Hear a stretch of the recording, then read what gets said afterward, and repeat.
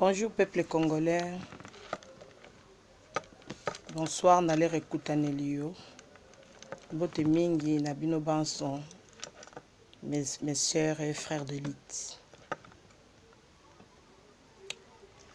Avant la bandananu nana pasi na motema. Komona kobungisa ndeko na biso. Soldat na biso. Combattant na biso. Joseph Fuku Zabanga. Que ton âme repose à paix. Ils a passi mingi. L'en apprendre, Liwanaye, ça m'a fait vraiment mal au cœur. Très, très mal au cœur. Repose à paix, mon frère de lutte. Nous ne t'oublierons jamais. Adieu, mon frère Ouazabanga. Ça fait un bout de temps, dans l'équipe sur la vidéo, dans une occupation sociale au sala, bon voilà. Puis dans le bas quand on a vidéo, on a salaka.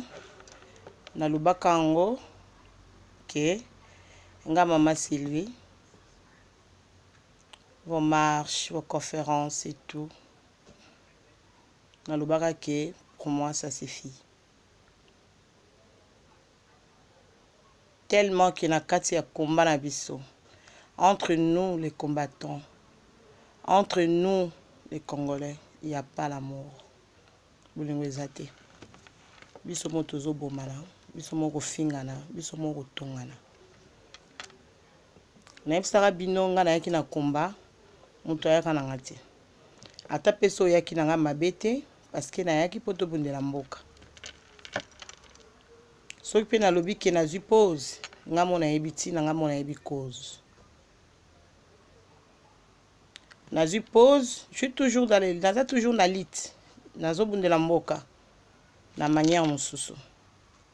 C'est pas question tout le temps faire les vidéos banales, crier tout le temps dans ma vidéo, parler de n'importe quoi, faire les mensonges, les songi, les non. C'est pas mon genre. Moi, je n'ai pas le temps, je me réveille le matin, je commence à faire les vidéos à l'occasion de rien. Non, moi, je ne fais pas ça. Naza combattante, Naza activiste, nga maman Sylvie, Naza résistance, mais ya buzobate. Ya buzobate ya kosala ba polémique te, ya kosala ba groupe te pour faire les polémiques o ezangatina. Non. Ya genre na ngati. Batu na batu, bauta na ba famille na bango na ba éducation na bango. Nga éducation na ngai, eza ya kosala ba polémique te sur internet ou je sais pas Facebook. Non. À part combat, j'ai ma vie privée. J'ai les enfants. Naza na mobali. Naza na epa na nga na kosokipe na ndako na nga na bana na ngai. Congo eza na mutu na ngai eza na makanisi na ngai.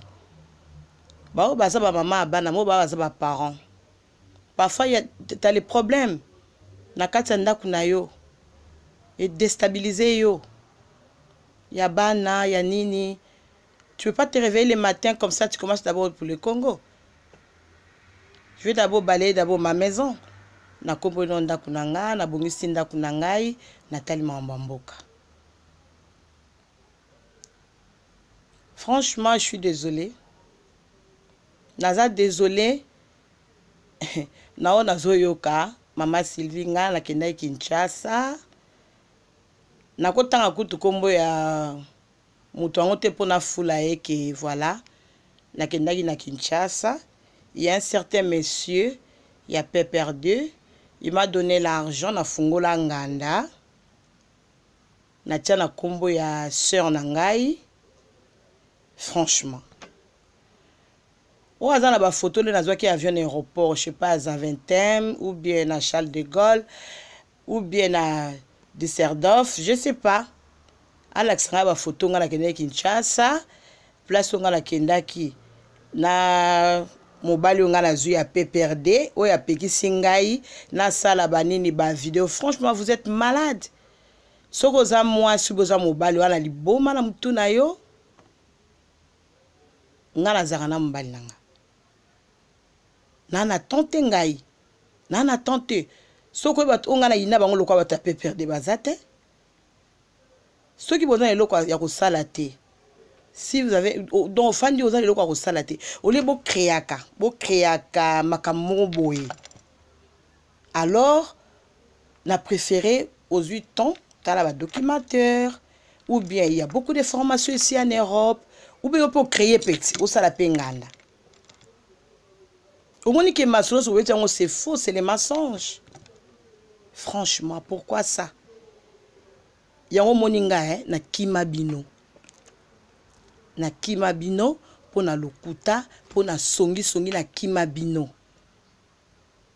Na kimabino, par rapport à ça, ceux qui m'ont recul ou bien vendu, il faut créer les tout ça là, créer. Moi, ça me dit absolument rien du tout. Moi, je vis chez moi avec mes enfants, avec mon mari, très heureuse, tranquille, calme. Moi, ça ne me concerne pas.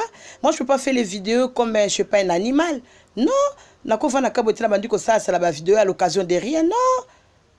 Bah ça la vidéo aux ana CG, aux ana Tina, el Cambo yo sala. Je peux pas me rêver commencer en train de faire les vidéos par-ci par-là. Non, moi je peux pas. Franchement. Ata muta boy na ye. Pourquoi bonika bolo bisa akabatu? Bonika bolo bisa akabatu.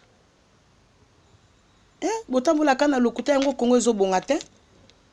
Yango Kongo ezo bongate. Vous êtes là pour des miettes, vous parlez que de n'importe quoi, les mensonges, nasima batu. Nga la camarade ya mututenga.